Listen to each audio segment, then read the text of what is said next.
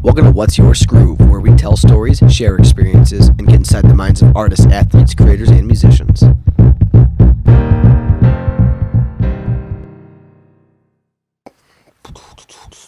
What's up, everybody? Welcome to episode 38 of What's Your Skroove. Today's guest, Harrison Diskin. He works for React Presents. He's a talent buyer, but among that, he wears many hats. He just started his own podcast, and according to your Instagram, you seem to always be like into different projects. I know you're big in like health and wellness and everything in that spectrum, and kind of the behind the scenes stuff of kind of what makes people who they are, that sort of thing. Is that fair? Yeah, for sure. And then you've also toured with Grizz in Europe, and you were there with our previous podcast guest a few episodes back, Chester Pink. Yeah. So kind of a cool merging crossover here. Yeah, I'm excited to follow in his footsteps. Yeah, well, that was a really fun episode, but Yeah. we're excited to have you. So do you want to start by talking a little bit about what you do as the talent buyer? And explain what that is for people who might not know. I explain it all the time. Everyone is like, "What talent buyer?" Because that's not a common. You're not a salesman. You're not a real estate agent. Like that's a common trade. Right, and unless you're in the music industry or in a similar industry, you might not know. Okay. So yeah, talent buyer basically works with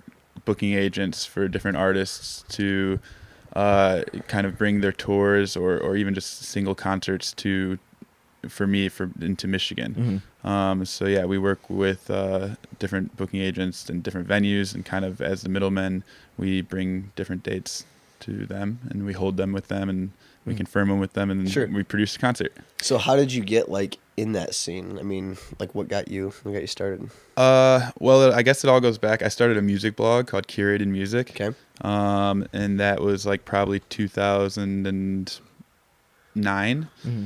And I used that as like a platform to kind of network. So I started that blog, and I would travel over the summer to like 30 or 40 music festivals. Oh, wow. And I would use the blog to get like media credentials, and I would use like the media credentials to like get my foot in with like publicists. Sure. And I would reach out to the publicists and interview their artists that were at the festival. Okay. And so I produced like some interviews, and also was putting out a lot of content covering music. Mm-hmm. And it just kind of allowed me to have like a network of viewers who we could promote to. So we started doing some events, and from the event scene, I started working with React Presents as like an assistant for the talent buyer back then. Mm-hmm.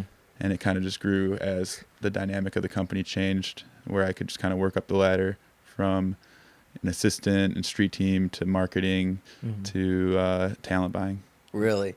So, like the blog, because I feel like a lot of people talk about starting a blog but never get around to it. Yeah. And that's like earlier in the blog, like, 2009, now blogging is such like a common concept, but I feel like, I mean, gosh, that was 9 years ago now. Yeah. What was that, like a passion thing? Like you're like, oh, I enjoy going to these concerts and festivals and I just want to put my thoughts on paper on the internet?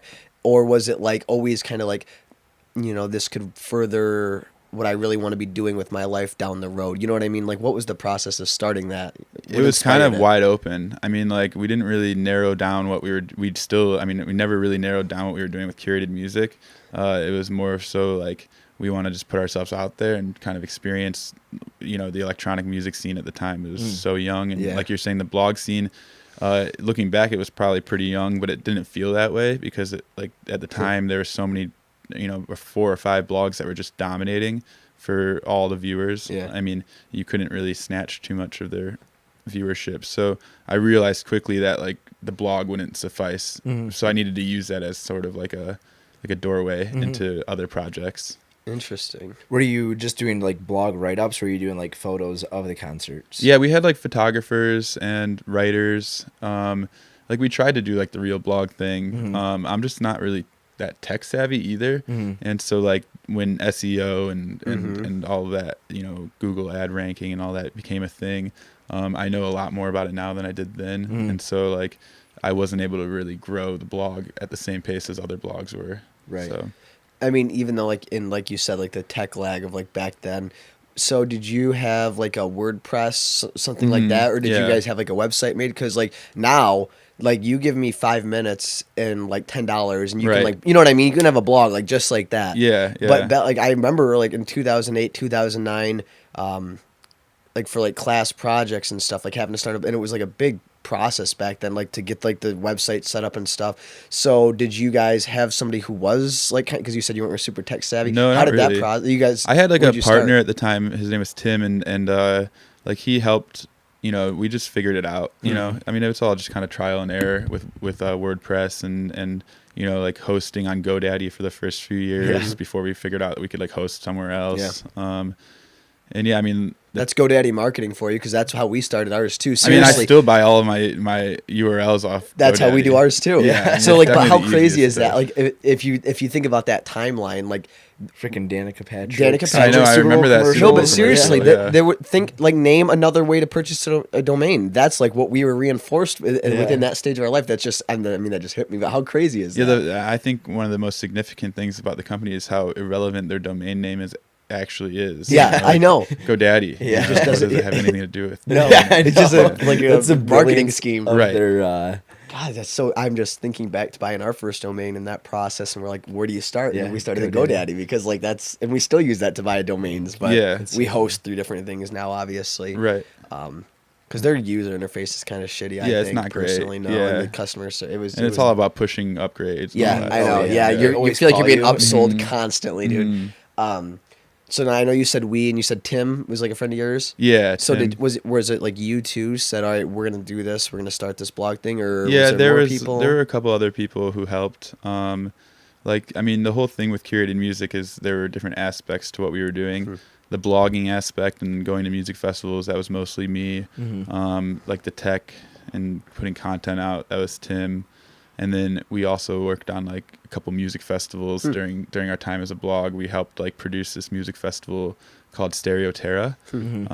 This was like up north in Michigan. We had like RJD2 and like Iodo and Grizz at the time and Freddie Todd. It was like a really homegrown music festival. sick. And I think it would still be pretty cool today if there weren't like internal struggles, you know. like a reunion tour. I mean, I always want to bring it back, but I don't think the people who like actually own the name would be happy with it. Really? Yeah. But Well, like, you know, maybe you should just do one of those things where you take the slap on the wrist, ask for forgiveness rather than they're my permission. friends. Damn it. Yeah. But that makes I it think tough. like, you know, there were probably like 1,500 people that like attended it, and it had like a cult following for a while. Where like if we were to bring it back, it would kind of make a splash. It would survive. Yeah. So was that just like strictly you guys promoting it through your blog, or do you guys like use like social media too? Do you guys have pretty good traction on your blog to, like to promote that festival, or what? I think we didn't ever really get too great of traction, but we learned how to network really well. So like we were plugged in with booking agents before I was a talent buyer. You know, we were plugged in with local promoters, and we were also local promoters. We had street team capabilities. Gotcha. And so like when a mutual friend had the idea of owning and producing a music festival, they brought us on as like talent buyers essentially, and we kind of helped them like form the idea and like a concept behind it. And you know, it's frustrating because you know you help them develop something, and it's not necessarily, you know, it's all in their power at that point. Yeah, you right. know? Yeah, absolutely. So the powers that be made sure that was a 1-year festival. Yeah. Oh wow. Yeah. So So real quick too, I want to just interject because you said like you've used it a few times. Street teams, like what is that?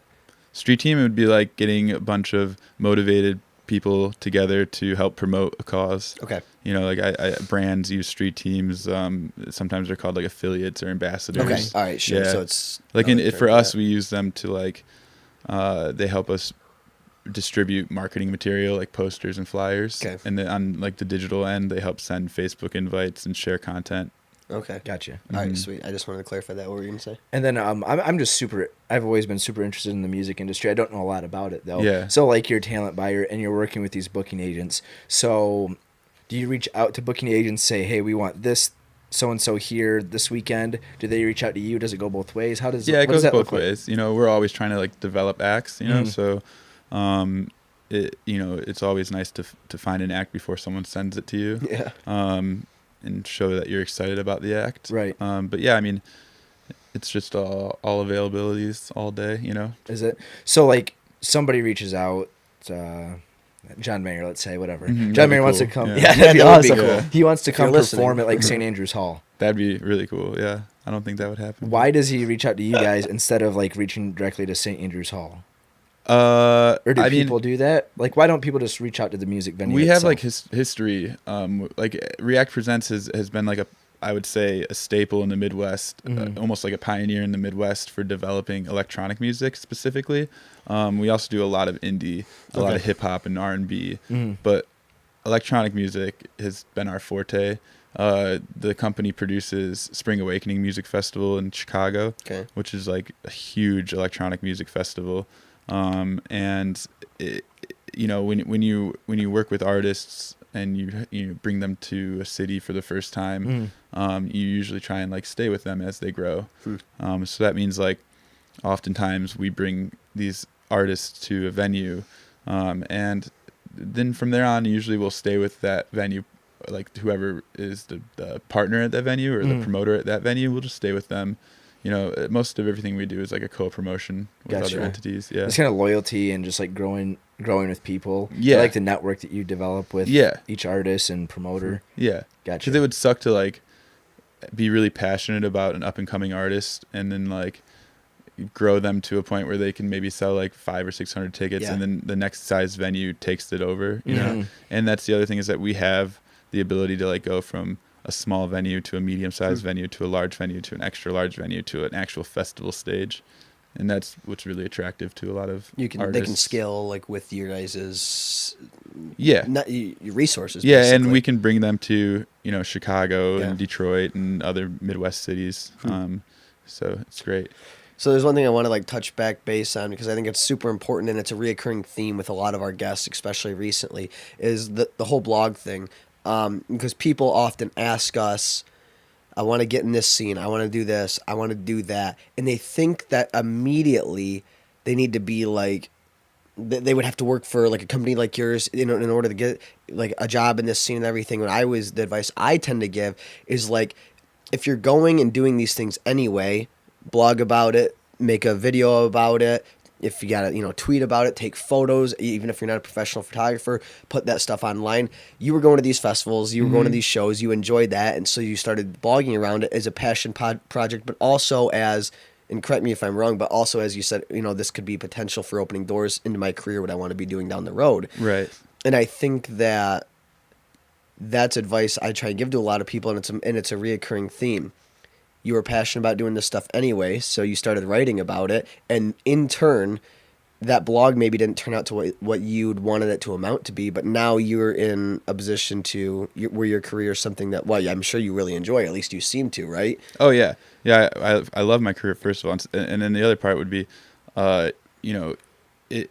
it's hard to, like, something I've been thinking about recently a lot is purpose, and it's hard to like really go and set out to like find your purpose, I think a lot of times you just have to kind of do well and then your purpose will like find you, and just have good intentions. And I think when you get caught up with finding your purpose is when you can kind of lose track on like where you're heading. And so for me, that related to those years because I didn't really know what my purpose was, and I didn't know what the direction of curated music was going to be.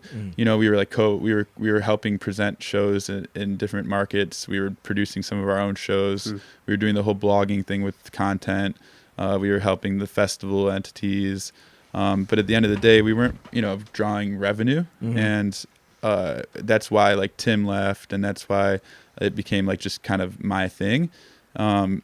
And I knew kind of wholeheartedly that like as long as I just kept doing what I needed to do with that, like it would end up coming to something.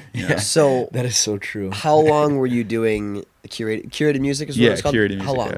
Yeah. Like from 2009, and I mean like it's still all my social media handles. Right, but like really like that was what you were. Probably like right when I got hired at React, I stopped posting daily or weekly. What's that timeline? How many 2000 and I don't know.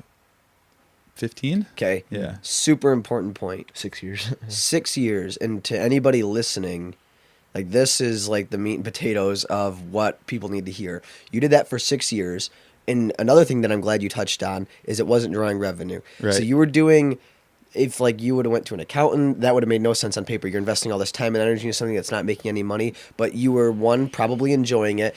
Two, it was forcing you to go out and see more shows and do more things because you had to have more stuff to write about. And it was progressing you as a person and helping you find your direction, which has landed you where you're at now. But the fact that you've done something you were doing something for 6 years that wasn't a direct result of where you wanted to be, but you knew it was pushing you in the right direction, that's a long time. Like, you have extreme saying it out loud, patience. it almost seems like too long. Dude, it's incredible. And I No, might be think like about a it. little wrong with the numbers here. It might be like 5 years or 6 Dude, years, but call it regardless, it 4 was like, years. That's high 5 years school. still. Call yeah. it 4 It's years. a long time. That's a but, bachelor's all my degree. friends went for bachelor's degrees. Exactly. And That's while the they point were I'm trying to graduating make. college, I was getting a job offer too. And it's apples and oranges, It but is. like I knew that like there's other reasons why I didn't go away to college. And a lot of that has to do with like family and all of that, but the main reason, or the main thing, is that I knew I had to develop something for myself, and I wanted to follow something I was passionate about. I just think that's incredible. Yeah, so I didn't graduate college, and during those 4 years that everyone was attending college, I just did this, and I did it every day, and I worked really hard on it, and I think, it works out. It's still working out. I mean, I'm just getting started, I feel, but like, that's so incredible though. That sort of like, that's just real patience and understanding long term, which I think people, the younger they are, I mean, not that I'm old by any means, that's something I always struggled with at a younger age, and that you had the foresight and the patience to, and it was probably because you enjoyed what you were doing, I'm sure too, is the other reason why you were able to push through that. Right. But people want everything like now, and like the fact that you played the long game is probably why you're at where you're at. And I just think that that's a super important point. And I commend your patience and ability to play the long game, because that's what people don't do enough. I think people are getting way too ahead of themselves when they're that young. Mm-hmm. They feel like they need to have it all, but like those years are like the best and kind of the only time in your life where you can live without money, or you can like live without much consequence. I think you can fail over and over again throughout your entire life, but during those years, you're like designed to fail. You're supposed to fail. You learn. You're very formidable years. So I was really comfortable with like being broke and like traveling from Michigan to Arkansas with like $45 in my pocket or whatever, and spending like a weekend in Arkansas and coming back 2 days late because we had to figure out how to like fix a car and get home, and those are experiences that like I think really help, keep you well-rounded, and without like taking chances and without just like being patient and understanding that like it might be tomorrow, it might be in 5 years, but like right now I'm cool with like where I'm at.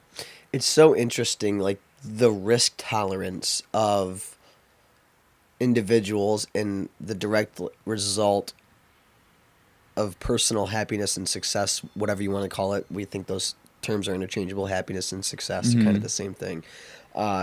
But like risk tolerance and how much that directly affects your ability to be where you want to be. It's so crazy to me. Like I almost feel like if it's a black and white thing, like almost always, if you're willing to risk more and be uncomfortable and do that $45 in your pocket thing, which most people would pull their hair out just thinking about that. If you're able to do that, like you're able to do just about anything. Yeah, I wasn't thinking about it as like a risk though, and I don't think I'm much of a risk taker either. But that's I think I might. The fact I that might you don't be. think about it as a risk is the gift. Right. It's like it's not a decision for you. It wasn't. Well, you're like, this is what I have to do probably, and I'm kind of speaking for you, but I guess it was just like that's what you were gonna do, or did you? I mean, it was either there was the alternative was to get a job at like Quicken or go to school for 4 years and I had no idea what I wanted to do. Okay. If I were to go to school, I'd be going to school for music. Yeah, right. So it would be like, do I want the experience or do I want and I think experience pays way more than a textbook does. I wholeheartedly I agree with that. And go ahead. Well, the money that you could have spent on a degree. Yeah, I'm debt free. Right, like you're straight up debt free. And like going to concerts is not cheap by any means, but I mean in the long run, I bet it was probably the same or even cheaper than actually going to college. Oh, I mean, dude, you can. I mean, when you're young, you figure out how to make $30 get you to Arkansas, dude, and then incredible. It's $30. I mean, whatever it is, In that ability to figure out how to make money on a moment's notice is such an interesting ability. It is one of the most valuable things. If you can understand how to make a quick buck in any scenario, it's so incredible. Like how, like just the things that come with that, the ability to take that risk and be comfortable being uncomfortable and having uncomfortable conversations with people and going after what you want. Like all these things boil up to really healthy tendencies and healthy like competencies that make up, quote unquote successful people or people that are doing what they love. But it's just so interesting to me. I like what you said about purpose. Yeah. And you said you were trying to find your purpose, or you were thinking about purpose the other day. Yeah. Well, I'm always thinking about it, but I think that like, if I were so caught up with my purpose, I would have gone to college or not gone to college right off the bat, but eventually I would have folded, maybe 1 or 2 years in and gone to college because I wasn't finding my purpose through the blog, or at least it wasn't like paying off, and so I just kind of kept faith that like I just had to keep following and doing what I love, and eventually it will like come to something. And I still live by that. Like I honestly feel like I'm just at the very beginning of my career. I am at the very beginning of my career, and I don't know exactly where I'm going to end up or where I'm going to be in a year or two. And hopefully like thriving in Detroit with an amazing schedule of successful shows and growing artists and genres. In a city that really can use that. But regardless, I think every day is just my intentions are to do good and to, be happy, and to make others around me happy and to build other people up, because with that, you'll find like purpose in everything you do, not just like in your career, but like you find purpose in, like health for me a lot. You find purpose in like a social world, and you feel purposeful, and then you make other people around you feel purposeful, and but the one thing I feel you can't do is just like kind of just set out to find that. It just has to kind of happen. Yeah, I think that's extremely true. I mean, it's something that we believe in. And like one of my favorite quotes is, "The secret to winning any game lies in not trying too hard." And I think that's so true, and it just reflects what you're saying. It's like you have to do what you're passionate about. You have to do what makes you happy, and the purpose will come. And it's this undying belief that like we have, and it sounds like you have it, and a lot of people that have been on the podcast have it. It's do what makes you happy, and it's having like ultimate faith that one way or another everything will work out. Yeah, if you're doing if you good, follow your heart. Exactly, yes. Because so many times, like they call it like a sunken loss fallacy. It's like you invest a lot of emotions, or like you can put it towards like a relationship where you're investing time and emotion and maybe financial, like money, or you can put it towards like a job where you've been there for years and it might make you really unhappy, but in your head you rationalize the reason for you staying because you put so much into it. But the point is with purpose and with like happiness is that all of this is totally kinetic, and one thing we are in control of is the ability to like just change our situation. If you're not happy, make a change and find that happiness. And I think that's something that I've learned that's really important is being able to just kind of follow your intuition and like not let any connections to like, oh well, I put so much time into this, like be accepting of the fact that projects or relationships or anything in life can be a failure, and kind of be able to step away from it and learn that it was a chapter of your life or a chapter of whatever, and you can separate yourself from that and just kind of learn from it. Yeah, I mean, something I talk about a lot in both of us is instinct. It's a very real thing. It's very hard to describe, but it is a very real thing. Like, like in your heart of hearts, what needs to be done and what you need to do and what the right decision is and what the wrong decision is. And that's with a lot of things in life, not just career-wise or happiness. And along with what you were saying about finding purpose, yeah, you can't try and find purpose. It's like when people who struggle with like meditation, you say, well, don't think about anything. Well, you can't think about not thinking about anything. You just have to not think about things, right? You can't try and find your purpose. I mean, you can, but I think you'll spin your wheels. If you just do what's making you happy and you trust that instinct and you follow your passion, like your purpose is going to be part of that journey basically. And I think you'll find it along the way. It's one of those things where you wake up one day and you're like, oh shit, Yeah, Like, and I'm living meditation is actually probably the one thing that's taught me the most about this. Absolutely. And I've had like a daily meditation practice now for about 2 years. Okay. And it's been a huge part of my life. It was probably the catalyst for like getting healthy and getting in the gym. And it's been like such a huge part of my life. And yeah, it's learning how to be like a spectator of your thoughts and being able to like kind of compartmentalize your thoughts and allow them to exist and know that they're there, but not allow them to consume you. Yeah. And being able to just like separate yourself from your thoughts and be still. Like they call it mindfulness, you know, and just being able to be mindful is like one of the biggest benefactors as a human that we have, you know, that we should all be using. Something animals can't do, basically. I mean, It's yeah. one thing- I mean, maybe they do. I don't know Maybe. if it's like a conscious thing, but you know, we have the ability to like consciously unplug and disconnect, and it's like, I mean, it's life changing. Meditation is huge. How'd you get started into that? I think I was like going through like a really rough time, and I wanted to.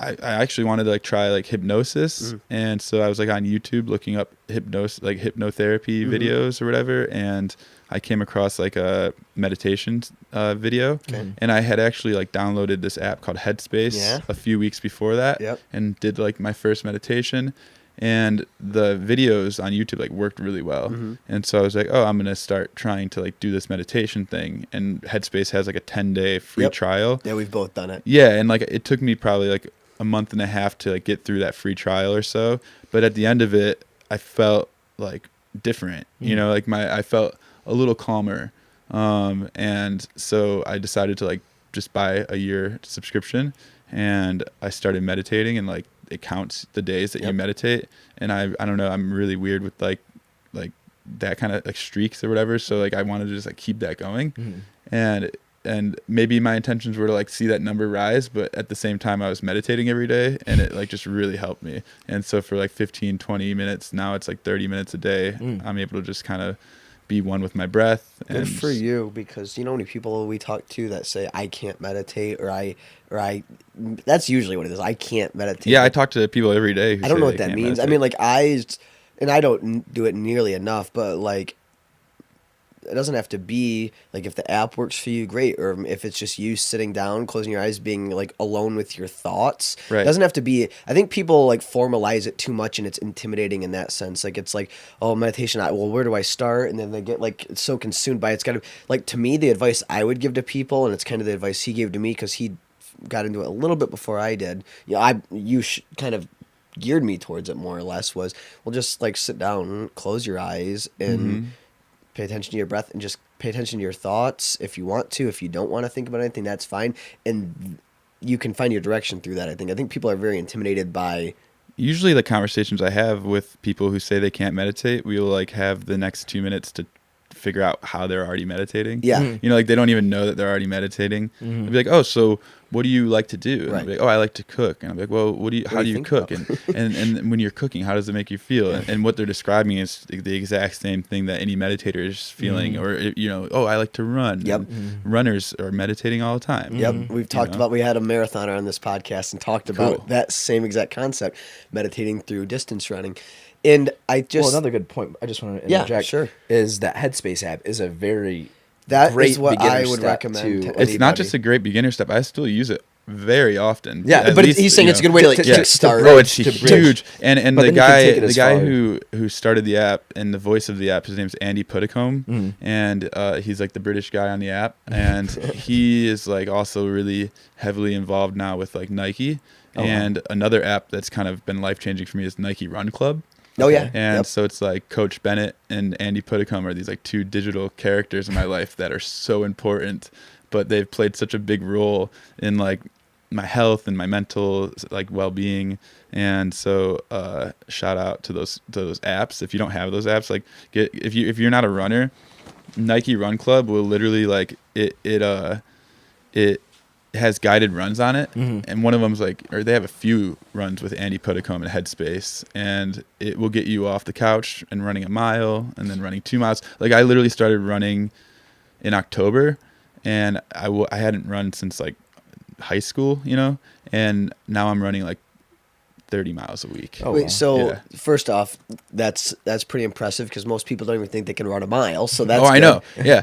And then I was the same person in October. I was like, I'll maybe be able to run a mile for warming up for Right. my workouts Yeah. or whatever. And then I just I found a meditative aspect in running. I love distance running. I mean, people who listen to the show regularly are probably getting annoyed me talking about, and I don't do it as often as I'd like to, but I talk about how I like listening to a song on repeat. I got this from a Tim Ferriss podcast. Listen to a song on repeat in relevance to like the tempo that I'm running at, like kind of the beats per minute along with like my running tempo. Yeah. And then, like that is like super meditative, and I get so far out of my own head when I'm like go for anything over like 4 or 5 miles on that repeat, and it's like you kind of get in this like hypnotic meditative state, and you get back, you're like, whoa, dude, what just happened? I'll try it, but that sounds pretty dreadful. Do the same song for a 90-minute I'm run or telling something. you, you just like, for me, and a lot like I got this from, it was some like ultra marathon or something. Yeah, And I'm yeah. like, that's what I thought. I'm like, that sounds awful. Yeah. I have different songs for like different paces. So if I want to run like certain splits, I have makes a few different sense. songs, and it's like, dude, you get out of, if it's got, for me, it's got to be like over 3, 4, or 5 miles or around that. Then like, My buddy actually started an app. It was like a startup. It was called Tempo Run. Yeah. And it was he would like have a playlist.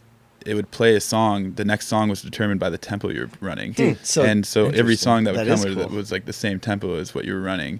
And I Interesting. can see that being really beneficial. It helps you keep on pace, and I'm telling you, dude, like that rhythm, like life's about rhythm and energy. Like, is. dude, you get in that rhythm, and your feet are hitting the pavement at the same tempo as the song, and you're feeling that energy. Next thing you know, you're like, it could be like 8 miles later, and you're back, and you're like, whoa. Yeah. And especially like I'll go on, like there's a track up here I'll go on, and I used to hate running on tracks, but like I find I can really get out of my head because like that circle, like you don't have to Yeah. worry about, there's cars coming and stuff. You know what I mean? You can almost close your eyes at Dude, some point. Yeah. seriously. Yeah, for sure. But I wanted to back up real quick because I've used Nike Run Club. My Yeah. first ever running watch was the Nike Plus, their very first running watch Yeah, that they for made. sure. Then I had an Apple Watch, which I lost, and now I have a Garmin. But what's this guided run thing? I'm not familiar with that. I've used the Nike Run Club app plenty Yeah, of times. I don't so- even know what that is, though. They now probably have close to like 50 guided runs, maybe even more, and they group them by like you have a lot of speed runs, which would be like changing tempos during your run. They have a lot of recovery runs, which would just be like a nice easy run at whatever pace is for the duration of the run. And then they have long runs, and like long runs are like 35 minutes to, I think the longest one on there is 90 minutes now.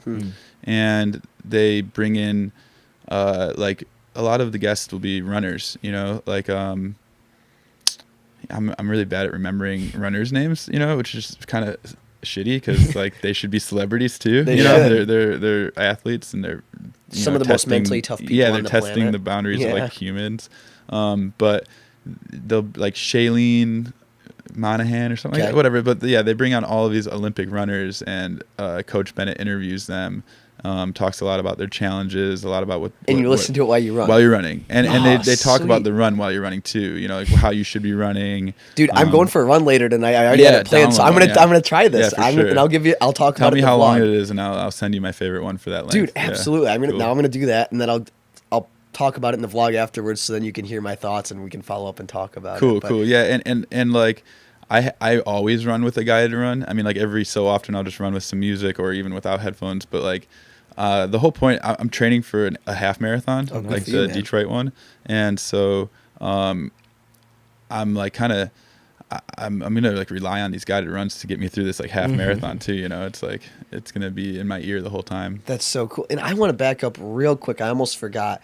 It's a point I've never put real effort or thought into, but you brought it to fruition really well. Talking about streaks.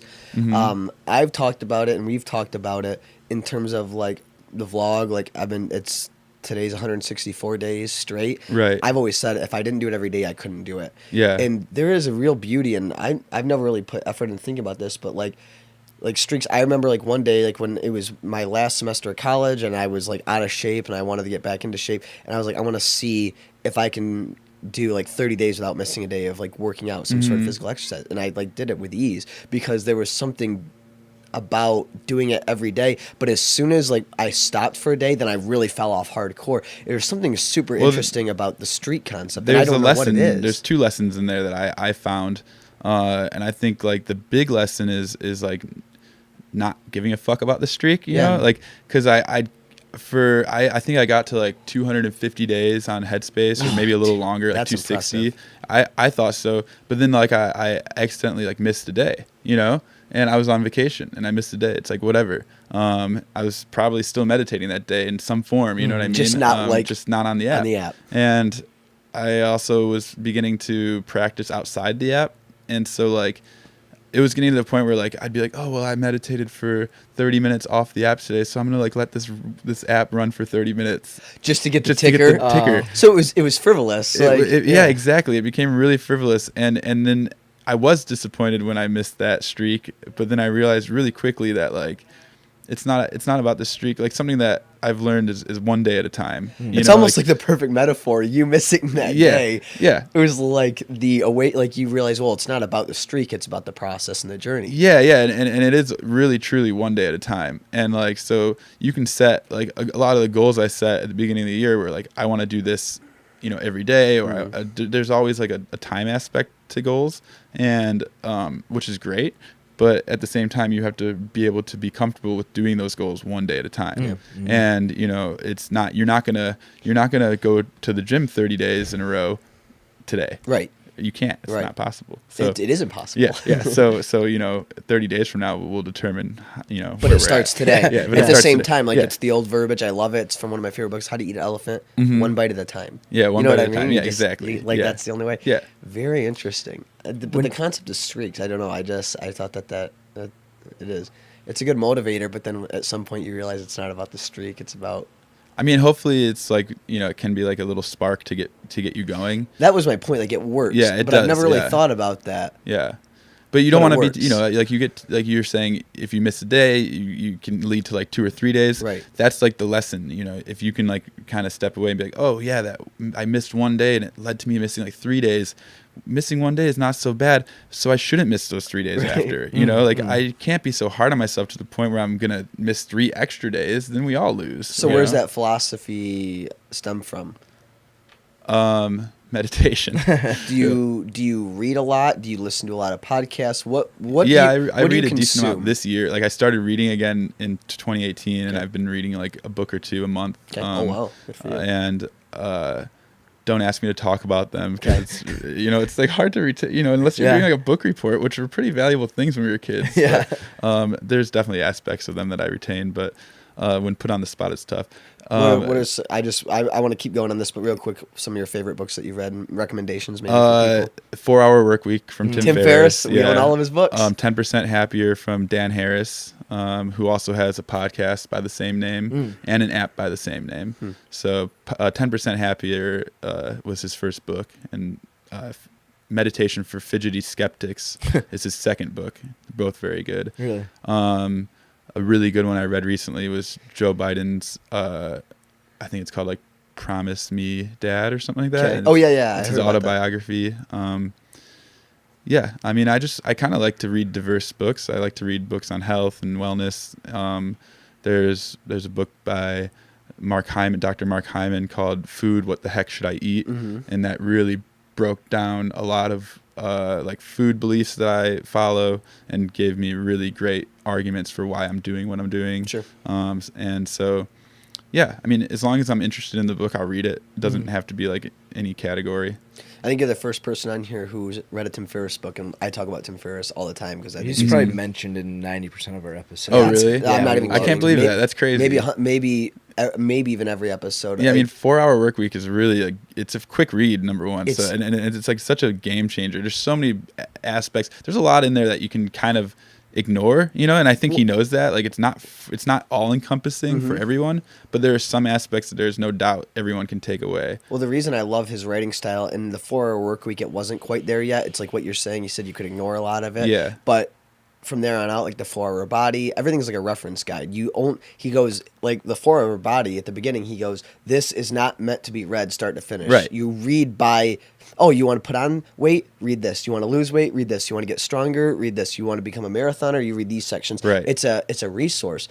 I've said that if there's one book I think every American should own, it'd be the 4-Hour Body, because it's a resource. It's sitting on my desk, and I'm like, wait, what was that about? And it has an index like a textbook, Right. so you can look up anything by keyword and find the information about it. The way he structures his information is so useful. It's digestible for sure. It's digestible. It's easy to read, and anything you can find anything. It gets you excited too, because he's so passionate. He believes in what he talks And he about. makes it easy to get started with just about anything. Yeah. For example, I was listening to his podcast with Brandon Stanton, the founder. Is it Brandon Stanton? Is that his name? Mm-hmm. The founder of Humans in New York. Mm-hmm. And they had talked about a Ben Franklin biography, which I was like, I've never read a biography. I think I remember this. Yeah, and I was like, well, they're like, his advice, and the Humans in New York guy is super inspirational. He goes, read a biography. That's my advice to people. So I goes, all right, I'll try that. Went to the library, and I couldn't remember, because there's a million biographies of Ben Franklin. I couldn't remember the one that he'd written. So I went to Tim Ferriss's website and just searched Brandon Stanton, Tim Ferriss show, Ben Franklin biography, and it said, and he has all of his podcast transcribed. You can search by keyword. Does, yeah. And then I found, it's the Walter Isaacson one. So I knew the exact, like, where else can you get that sort of, like, Right. It's so convenient. Yeah, he is an encyclopedia for all things It's wellness, incredible. and goodness, and health and fitness. And actually, his most recent book is what I'm reading, like, currently. I mean, That I'm one? Tribe of Mentors? Yeah, Tribe of Mentors. Yeah, exactly. And so Tribe of Mentors is like my like interim book, like when I'm in between books or when I'm just like trying to kill 15 or 20 minutes, I'll just like read a few guests. It's a great book. And it's been helping me a lot with podcasting too, with like developing interview questions and, you know, seeing what might tick from a guest. That's how we found this podcast equipment. It was in Tools of Titans. Yeah. That's where our stuff's from. Yeah, I would there's so many videos on like how to start a podcast. I would definitely go with Tim Ferriss's. Oh, Yeah. dude, you're the dude. Like our listeners are probably rejoicing. We talk about him all the time. I don't think any of our guests have really read his stuff That's or pretty really listened crazy. to his show. Yeah, I mean, I definitely started listening to his podcast before I started reading his books. Same. That's how we And found him too. I think that everyone should pick up a few episodes. Like my favorite one, I think, if anyone's gonna start listening, would probably be Terry Crews. I haven't heard that one yet. Yeah, so Tim Ferriss, Terry Crews, it's pretty intense. There's like moments of really emotional Really? climax. Yeah, he's just an interesting guy. So listen to that one. There you go. There's your plug. Yeah. Dude, that's cool. So we interrupted you, or I interrupted you a little bit there, but you were talking about, so you started trying to read a book or two a month. Yeah. And then, because I asked you if you read, and then some of your other processes to like get it. I do a lot of. I listen to a lot of podcasts. Which podcast? Yeah, so the Tim Ferriss Show, 10% Happier. There's like the Ultimate Health Podcast, which is Marnie Wasserman and her husband. There's the James Altucher Show, the School of Greatness. Yep. These are just podcasts that I listen to like episodes of, but the ones I listen to religiously would be 10% Happier. Oh, How I Built This with Guy Raz. Oh, he's the radio. He's an NPR host. Yeah, he- I love that guy because I always did the TED Radio hours with him. He's awesome. He's amazing. He's like one of the best broadcasters or interviewers. He is incredible. And the way they format that show is like really nice and it flows really. What's fun. that called again? How I Built This. Okay, because I've never listened to that. Yeah, and also there's the one podcast I've probably been like advocating the most for is called Sleep With Me. It's for sleeping, and it's this guy has been, I think he's on like 400 something episodes. He puts out a new one like every week or so, and he is like talking about nonsense. It's hard to explain. He like mumbles and rambles and goes on tangents about nonsense, and it puts you to sleep in like 15 minutes. Oh, I've it's to fall asleep to. It's an hour-long episode. No way. About 20 minutes of it's like intro, and then there's like a large Are you chunk of kidding just me? him That's so rambling. cool. No Yeah, shit. and I've never made it through an episode. I No fall asleep to it kidding. any night that That's I ever such like have an any- insult to any other podcast, but to his, Right. that's a compliment. Right. Think about that. No, and he's like, no pressure. Listen, don't listen. That's you know? such a brilliant idea. Yeah, it's really strange. It reminds me of like when we were kids at sleepovers, and we would you'd like talk until you fell asleep. Yeah. And like the feeling of like hearing someone talking while you're falling asleep is comforting. What a bizarre concept. I've never Yeah. even thought of. You're bringing up things that I've never really put effort into thinking. But that's a bizarre concept. That was a very real thing in like most of our childhoods. Yeah, like talking to you fall asleep. Yeah, Well, how strange or is that? someone else brought up listening to like your parents' dinner party while you're falling asleep and Yeah, yeah. slowly just falling Sure. asleep to like Noise. the conversation of your parents or whatever. Wow. But whatever it is, it works. And everyone I've showed it to that's actually listened to it is like, wow. See, that's so interesting. I want to try it, but my one gift that I thank God for is I can fall asleep like on a dude. Yeah. Like, dude, I maybe once a month do I toss and turn at night, if that. Dude, I can like lay down in a minute. I'm out. Like, You're lucky. It's Yeah. in the car. I can be like, we're gonna be 10-minute drive. I'll be like, all right, I'm taking a quick nap, and I'm out. I'm getting that way because of this podcast. That's so interesting. though, But I you still know? want to try this. Like I think sleep can be like a practice too, you know, and it's really important. And so, you know, if you go years and years of having shitty sleep, like it's going to be hard to correct that. Yeah. And so the more I correct it, like I don't watch TV in my room anymore. I just moved and I hung a TV on my wall in my room. I'm like, why did I just put this up there? You're asking for. I'll use it like you're- once every Yeah. no, I mean it's not even tempting anymore because it's just not Good. enjoyable to like lay in bed and have bright light in your eyes before you're trying to No. fall asleep. Tim Ferriss has massive sleeping issues. Massive. Like he boiled it down to, he thinks because he was like born premature that the lights that they have on like to help you stabilize and like grow, like in the incubator and stuff, he's like Sensitivity or something. yeah, like articulated it Hypersensitive. that's why he has to fall asleep like the TV on because that like similar like blue hue. Anyway, but yeah, I think he should try Sleep With Me podcast. dude, I think he would love yeah, that. yeah, yeah, yeah. We'll Sounds all really cool. tweet it to him Yeah. like after this. We're Yeah, like, I would "Yo, hope Tim." that he has seen it because it's out there in the podcast world. It's you know? interesting. But he's real big on because he's been battling sleep problems his whole life. But luckily, that's one issue I've never had. So you're really big into health and wellness, and that's Yeah. what your podcast, Yeah. Well-Being Creative, is about, right? Yeah, so I just started a podcast. It's not even out. Like as we speak, it's not out. But probably by the time your listeners are hearing this, it will be out. And it's called Wellbeing Creative, and it's like available on iTunes podcast and all that. And so, yeah, the podcast concept is sitting down with creators and having a conversation surrounding mental health, well-being, anxiety, depression, anything that really goes into health and wellness in the creative field. And I'm going to really stretch the creative field with my guests. You know, I'm not going to limit myself to just like painters or musicians. I think that many of us are creative and we don't even realize it, you know. Our jobs can be even creative, our careers are creative and we don't realize it. So yeah, I'm excited to start that. I'm excited to listen to that too. too. Why? Because you said you started meditating a couple years ago. Were you always into health and wellness? What sparked getting into? I know you said like you were gonna try the hypnotherapy and all that stuff, and now you're running, and it looks like you do yoga quite a bit and you work out quite a bit. Yeah. Is that just because you want to just be a better person? You realize the health benefits. Where did all this spawn What was from? the pivotal? Yeah. Well, like my family has a lot of health issues. And I think that a lot of them are hereditary or genetic, and I would like to avoid them as much as possible. It's also like inevitable that like, you know, the majority of us are gonna get sick at some point in our lives, and to be, you know, it's scary. I really have learned that I love my life, you know, and it, you know, makes you think about wanting to live long, and so.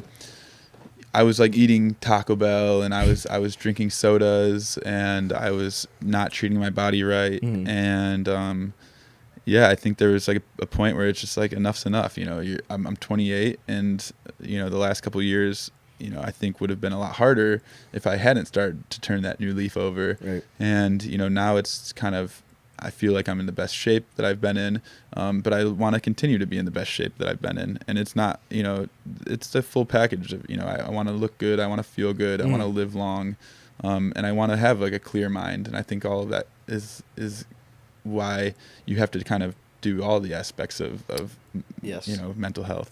They all complement each other, and the better you are at one, it builds up the other. I'm a firm believer in that. Yeah. What's the like basis of your diet? My diet is a pretty low carb, high fat diet. It is not ketogenic. I'm not like proponent of any like specific diet really, but I do what works for me. Yeah. And it's taken me a long time to like figure out what works for me. And I give myself a lot of room for error. And I'm not going to get hard on myself about eating a donut or eating a piece of cake or 'cause you something. gotta live. No way. You have to live, yeah. Yeah. And like, there's so many amazing restaurants in Detroit right now that if you were to like, say no to one food group or whatever completely no, then you'd Yeah, be missing no. out. Yeah. And so my diet is just eating good food, knowing where my food comes from. I've reduced my meat consumption by a significant amount to the point where like I'll really only eat meat if it's grass-fed beef, Yep. or like a sustainable farm for other meats. And yeah, I'm a really big fan of any fatty food. Yep. Avocados, nuts, almond butter. I probably go through a jar of almond butter like every 2 days. Nice. Dude. Really? Yeah, I'm obsessed with almond butter. That's What do good you stuff. do with it? I eat it by the spoonful. Do you just yeah, straight up? Yeah, I love almond. I'm like a huge fan of almond butter. Have you read For Our Body? No, I haven't. Dude, get it like you're describing. I mean, Yeah. that Tim Ferriss loves the slow carb Yeah, it's diet. slow carb, right? Yeah. Yeah, I've that's- read a lot of his like posts, and I've listened to him speak on it. I've taken things from like slow carb and from keto and from I intermittent fast too. So for like the last over a year, actually, I've been intermittent fasting from. My eating window is like 8 hours. It's kind of smaller now that I've gotten so used to it. I can usually do my eating in like 5 hours a day. And I think that's huge also for this whole thing. It makes me feel really good. I train in the morning fasted. It gives me a lot of energy, a lot of aerobic energy. But I also think that there's not a one answer for that. Like sometimes I'll have like a carb heavy weekend or whatever, Yep. and the next, like actually this past weekend was super carb heavy weekend. Didn't really pay attention to what I was eating. Monday I went for a 10.5 mile run at a faster pace than I ever have. Right. So it all is like plays into how you feel and I mean, listening that's to your kind of body. how we do things. We pull from a lot of different. We try and be as good as we can throughout the week. Yeah. And the weekends, I mean, we're nowhere. We just cut loose on the weekends, but Yeah. like we intermittent fast throughout the work week for sure. Like I try and usually not eat until like 4 o'clock. Yeah. I think, and I do like the way it feels. And you realize like the only reason you eat before then is because it's just like a habit. You know what I mean? You're conditioned to want breakfast. Yeah, and but it's you not can just hard. eat breakfast later. And the other thing I've talked about with people is it's so strange when you make a decision. If you, let's say you're not like doing the intermittent fasting and you're like, oh, dude, it's 4 o'clock, I haven't ate. Yeah, you feel crappy. But if it's a decision like, oh, I'm not going to eat until like 4 o'clock, short that eating window, it's not hard at all because you just made a decision. It's not like, oh, I forgot, so now it's like, oh, I'm still behind and I haven't ate, and now you feel malnourished and all. But if you go, no, it's good for you, the benefits are incredible, and you make the decision not to, it's very easy. Yeah, and after like the first week or so, like I don't, if I felt really hungry or like deprived, I would be eating. Yeah. I mean, it's You're not gonna torture It's yourself. like 2:30 right now. I haven't had anything to eat today. Right. Like I probably could go hours without even thinking about it. But if I felt really hungry right now, I would eat something. Exactly. Because that's just You're not going it to would torture it'd be yourself. Stupid. Yeah. No, but I feel better doing it, and it's just easier. You have to cook less. You have to buy less groceries. Like Yeah. there's no shortage of whether it's physical, mental, financial benefits. Intermittent fasting is an incredible place to start. And a lot of people talk about this with intermittent fasting. If you're gonna, if you're eating 1 or 2 meals a day, you're gonna put more effort into making those good meals. And you appreciate You appreciate the food. I can't stress. I've become enough. a foodie because of it. Yeah. Like literally, Dude. and it's opened my whole world up to trying new foods. Maybe that's partly intermittent fasting, and also just kind of becoming more open-minded. But you learn to have more of a diverse diet and to pay a lot more attention to what's on your plate. What the percentages of your plate are filled up by. Yep. Like yesterday, I only ate one thing. Like I had dinner. Yeah. And it wasn't like out of purpose. Normally I ate 2 meals a day, but Right. like just time got away from me.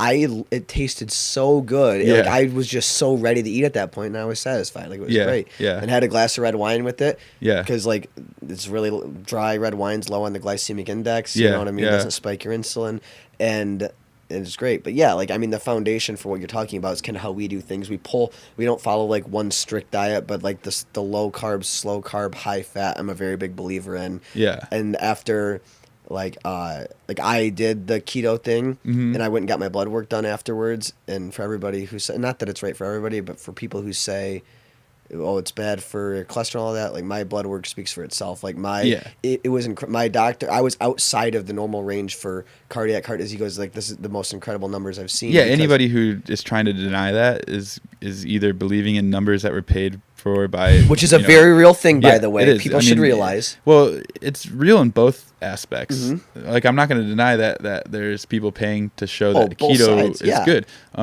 or any diet is good. You know, you can find substantial real evidence that milk is good for you. Yep. You can find substantial real evidence that milk is bad for you. Yes. Yeah. Therein lies a personal choice. Well, you just have to see body. what's best. Dude, that is 100. There's no. You can't be controlled by commercials or the industries that push these products. That's their job. Yes. You know, I want you to attend my concerts. I'm going to push those concerts to you. If you're not into the music that I'm bringing to my concerts, you're going to go somewhere else. We don't tend to do that with our food choices. We just listen to what people tell us, and we eat it, you know. Well, people think there's blanket scenarios too, which is not the case. Milk might be fine. Your body might handle milk great. Right. This guy's body might not. A high-fat diet might be great for so many Americans. A high-fat diet might not. You have to. I encourage you have to get your blood work done and see. You cannot just go off principle. You have to see what your body's responding to. Check your triglycerides, your HDL, all these different things. And if you feel good and you're looking good and you're by a lot, like you're go get your blood work and everything's good. Well, then that odds are that works good for you. So yeah, I agree with the concept of that's what we really believe in. Pull from a lot of different sources and manipulate it to work what's best for you. Yeah. I like the points that you make too about not being so hard on yourself with the diet, with the meditation, and it's so true. Yeah, it's so like true. You got to go live life. You have to and live if you want to life. go have Taco Tuesday tonight, because your buddies are going out and have Taco Tuesday, go have tacos with your friends. Yeah. You know, and it's having the work ethic and the discipline to meditate every day. But if you miss it, don't beat yourself up over it because you're human. Yeah. You know, and look at the tomorrow's 200 other another days you did. episode. Yes. Yeah. I mean, another opportunity, rather. For us, it's another episode. Another episode, yeah. Literally. But yeah, every day is like a new chance. It's a new starting line, you know? And like, these are a bunch of cliches, but they're like so real, you know? It's like, if you fail today, whatever, it's okay. Get up tomorrow and win. Yeah, you it's know? so true. Yeah. So what does your workout routine kind of look like? Because like physical workout is great, and like you're hitting the hammer on the head or the nail on the head with like the mental stuff. A lot of people go to the gym. Not a lot of people meditate. Yeah. So we've talked mental health. We've talked diet. Yeah. Let's talk gym. Yeah. So gym. I used to be huge in the gym. Well, huge physically and also huge in the gym. Like in high school, I was like at my biggest, I was probably like 265, 270, and I was probably close to like between like a 12 and 15% body fat. So like pretty ripped. I had a lot of muscle and a lot of fat, but like really just a big guy. And I was stronger than all hell. And it seems like for some reason I've just lost all of that intuition in the gym. So like when I wanted to go back to the gym, I'd walk around like a lost puppy. Really? So I needed to hire a trainer. And so I have a really close friend. His name's Ali. He works under Onyx Wellness is the name. And I hired him to be my trainer, and we started doing like 2 times a week training. And he really got me proficient with like the weightlifting and training. And also like we like, you know, the entire hour training session is just spent talking about our theories and like bouncing. He's helped me really balance a lot of my concepts for like my mental health and physical health stuff too, and diet and all that too. So having a trainer is like a huge thing for me, and I think for other people too, getting older and not necessarily, you know, being able to just like move our bodies, you know, having a direction from somebody is really helpful. So yeah, it started with the trainer. And I really liked swimming too, so I was swimming a lot. Basically, I just like to be active now. So like I'll weightlift 1 or 2 days a week, maybe 3 days. I'm running 3 or 4 days a week, and I'm doing yoga 3 or 4 days a week. Wow. So nice. And the yoga is like, that's another game changer. I started doing yoga about 6 months ago. Yeah. Mainly just because I get bored of things, you know, and it's so challenging, but at the same time, you can see so much progress as you're doing as you're practicing yoga. The more you practice, the quicker the progress comes, and it's really just fun. Also, I sweat in yoga more than I sweat with my trainer, more than I sweat running 10 miles. Is it combined. hot yoga or just normal yoga? It's warm. I mean, they don't turn the heat on, but when you have 35 'Cause some people bodies, do like the hot, that's like like, Bikram. I've yeah. never practiced that, but Where do you go for yoga class? Citizen yoga, and I think that they have like a really unique style. When they their practice is pretty unique, and they're very accepting. I think a big reason why I never tried yoga is because it's kind of intimidating to go to a yoga Very class. intimidating. Yeah. And you go, and then like until you feel comfortable, it's like really intimidating. And instantly I went into Citizen yoga, and my first class, like within 5 minutes, the teacher who's actually like the owner of the class of the studio, she like knew my name, so like 5 minutes in the class she's like, great job, Harrison, and like instantly like all that intimidation like washed away. That's good. And I was like, oh, this is where I need to be. Yeah. So are you try and do all this, like what's your daily routine like? You meditate in the morning, you try and work out in the morning and start your day like that? Yeah, I mean, I just moved from like the suburbs to the city, and so I gave up a gym membership out in the suburbs, and I took on an unlimited yoga membership at Citizen. Oh, nice. So I've been kind of refiguring my routine out, but like Monday's always long run for me. Tuesdays and Thursdays are always like weightlifting. Gotcha. And so in between that, I do whatever. Sometimes it's morning yoga, sometimes it's night yoga. Okay. Sometimes it's both. Yeah. And yeah, I mean, So I'm you're still feeling developing my routine. But I'm super impressed because you have a lot of different angles really nailed down. And obviously we haven't heard your podcast yet, but I'm really excited to listen to it because you bring most every aspect to the table. You understand and seem to have a very unbiased approach to diet, which is people treat diet habits like politics almost. Like they're so diehard one way or the other, and that's the only way, which you can't deal in absolutes. So you have that approach. You have the mental health thing, and that you've put the time in. You've been doing it for, you say like 2 years now? Yeah. So you've been doing it for 2 years. So like you've been through the peaks and valleys and been through the process. You've been from, like the meathead style guy from the gym to now the guy who's able to do yoga and distance running, which people don't think is like, that I can't run, I can't do. And, you have the trainer. It's super interesting to me. Usually people like to it's easier to identify with one category. I'm a runner. Yeah. I do yoga. I'm a power lifter. Right. But you seem to have really kind of experimented in every spectrum and fine-tuned a system that works for you, which is incredibly impressive because it's something I'm not even able to do. I'm not there yet, and I'm working really hard towards it. And I don't know that I can say that I know anybody who really has a system down quite like you. It's incredibly impressive. Maybe I'm making it seem more official than it is. Well, I don't think so. Yeah, You're just doing it. You're doing it. I get up in the morning. I make time. It's like. But that's it. That's the end. That right there is the secret. You make time. Yeah. People make excuses. Yeah. You make time. Also, I think like the whole not getting so hard on yourself thing, because it's really truly easy to go 3 or 4 days without working out and just let that carry on to another 3 or 4 days, and then all of a sudden you're months and you haven't gone to a yoga class or you haven't gone to the gym.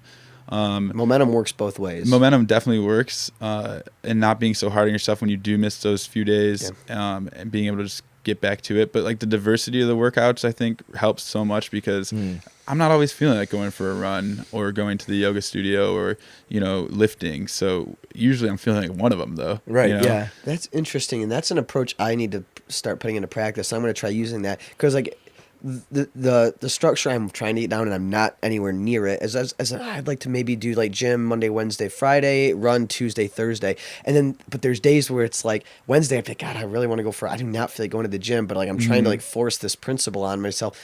Maybe I should just go for a run then. Right. That's really good advice. Yeah, no, I'm like totally. I'm trying to force structure and that's like negative reinforcement. It doesn't work like that. Like you're gonna steer yourself away from it, then you're gonna get probably a shitty workout in the gym. Maybe when I could have got a great run in. Right. Who knows? I just think I'm taking something away from this right now. I think that's really good advice. So to anybody listening, I hope that helps them too. Yeah, and maybe just do what you also feel. like keep your body guessing. Like I'm sure I'm not I don't know the science of it, but like I feel that like if you're doing different workouts on your body, it's going to respond differently. Different muscle groups, are being used, different style of like atrophy versus whatever the opposite of atrophy is, hypertrophy or whatever. Hypertrophy. So yeah, that all plays into it too. Just like, you know, I want to like kind of just be in tune with like all of the aspects of my body, you know, and also like running, for example, is a specific challenge for me now. You know, I want to get this half marathon out of the way, and then I don't know how seriously I'll take running after that. It's like really hard on my knees and my body, and so like. But I'm also really excited to replace running with something, you know. So that might be like biking, or like, I don't know. I really don't know. Maybe I'll go back to swimming more. It's just so interesting because people tend to really identify with one or two categories, especially with physical activity. Like, it's, you know, do you know what I'm saying? Like, people like I'm a cyclist, and they buy the cyclist stuff, and they have the shoes, and you know what I mean. That's their thing. Yeah. It's very interesting to me how like you bounce around. People don't like change, and people like routine. Yeah, you know? yeah. No, but I'm saying, but like, I think you can make like the dynamic of the change. You can like make that part of your routine. And I think it'd be a lot more like you I just think it's can interesting. schedule. It just takes randomness, you know what I mean? takes Like, more work for people. It's like easier just to go. Yeah. But I agree with what you're saying. yeah, but once you get really good at running, Yeah. it's easy. Like, Yeah, to no, me, that's what I'm saying. Like when you said that, to me, it's easier to have like the low pressure of being able to just do any of these 3 or 4 types of Keep workouts. your but that's options open. backwards to Yeah. most people's It is, thinking. I guess, yeah. Like once you get good at running, like running's easy, right? You Yeah. can just keep adding mileage. But now it's like, oh, I'm getting good at running. I'm gonna start swimming. Holy shit. Yeah. Okay, I'm getting good at swimming. Great. Now I'm gonna start. But and like that's good for your brain. I Yeah. just like always challenging yourself. I mean, that's basically entrepreneurship. Right. Okay, we're making money here. How do we? Okay. Oh, we're providing value here. Okay, we're Not meeting getting people here. comfortable. How do we? It's Right. that I was just constant gonna say, like, discomfort. life begins at the end of your comfort zone, and like learning how to like. For me, that's probably like the aspect that kind of drives me. Learning how to like lean into uncomfortable situations, learning how to like lean into fear, I'll lean into that. because it's like, you know, it's not easy to like live safely, and it's also not easy to live dangerously, or like, you know, it's just not easy to live. Yeah. So might as well do it fun, you know, might as well have fun doing it. And like, like, I'm not exactly sure where I was going with that, but just like the constant progression. That's what it comes down to me. Is I think the secret to happiness in life is just this perfect like balance, this yin and yang of I'm completely happy with where I'm at right now. Yeah. But on the same token, I want more. Yeah. Yeah. You know, it's this constant progression. It's like be present where you're at. knowing there is more. Yes. You know, like having a, you know, it doesn't have to be like more doesn't have to be defined, but just knowing that it's out there, that's like exciting to me, you know. The But it's unknown. also like, Yes. I guess what I was getting at before was like trying new things, getting out of your comfort zone. Like it's the best way to grow, you know? And like, I think something that Coach Bennett said in one of his guided runs is like, weaknesses are the easiest thing to improve, you know? So if you look at things you haven't tried as like a weakness, then you know, it's easy to just try them. Yeah, most things aren't really that hard. It just gets built up in your mind. Like just about Yeah, you can it's do a just about mental anything barrier. pretty easily if you really think about it. And it sounds like you like to experiment in that. Have you like considered blogging about these different experiences? Not related to the music thing, just like blogging or documenting these different trial things Yeah, in totally. any way? 'Cause it So I seems like mean, it'd that's be like the worth- next interesting. chapter I think of Curated music would be turning it into some sort of blog that will be a little more encompassing of like I've toyed with different names and I'm not sure exactly what it will be, but I want to, on top of like the whole health and wellness thing, I also want to be able to do like restaurant reviews and like event reviews or event previews or whatever for, you know, Detroit type things, Detroit centric events. So yeah, that's definitely happening. I'm just, Good. you know, slowly figuring it out. Because I think the podcast is going to be an avenue of that. But if you have a medium where it's more like organized, because people can, like you said, you read a book or you listen to a podcast, but like you only retain so much. But if there's a black and white thing or some like, you know, a real tangible thing that somebody can go to and search and keep referring back to very easily, it could help a lot of people. Yeah. And I guess another part is like for a long time, you know, I didn't think about any of this stuff, you know, and now that I am, I find that there are so many people out there that share the similar, you know, viewpoints. And if anything, it's not like I want to talk about my experiences. I want to like hear other people's experiences, and I want to like be able to relate and make friends and have like a network of people. Yeah, The I same way, enjoy like, hearing music. about your experiences. I Yeah, think it's same. super interesting. Yeah. And it's like the same thing with music can be applied that I did with music, like with networking and blogging. I can apply to like the health field. And essentially, I think that's like why I'm doing the podcast. The main reason I'm doing the podcast is because I think that there's a hole that needs to be filled. Like we're getting into like a point where certain things like suicide and like drug overdose is becoming like I mean, it probably has been like this for longer than I've realized, you know, in different generations, but it's an epidemic, you know, and it's happening in my circle. It's happening in everyone's I know's circle, and it's like really tough to swallow. And it's something that like I can find meaning and understanding in almost anything, but it's hard to find meaning and understanding in a young person losing their life to something that's preventable or something that's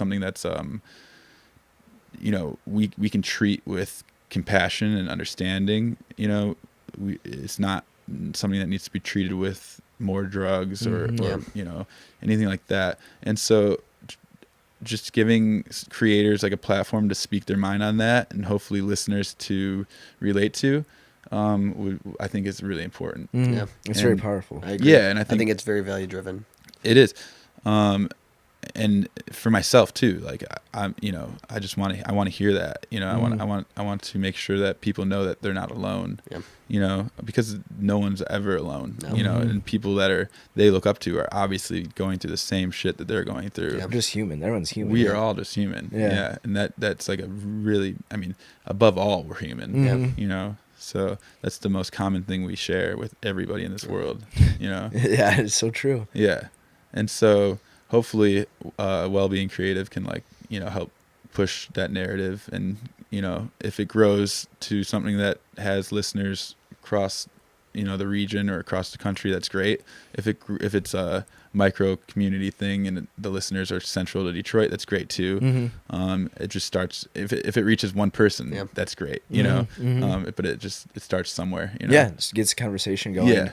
Someone's got to start it. Yep. Yeah, I think it's a great idea. Yeah. Very Stuff cool. that's not being talked about enough. So Yeah. I'm looking forward to listening to it. I am too. I'm very Me too. excited. Thanks. Before we get out of here, we had one question. Sure. Troy asked, what was your favorite concert you've been to? Yeah, so I told you this question, but I didn't even didn't even prepare think my about answer. it. So I've been to like a ton of concerts, you know. I used to like travel and visit, or I used to like travel around and see Dave Matthews Band in like a ton of different cities. Obviously, Grizz shows are some of my favorites. I think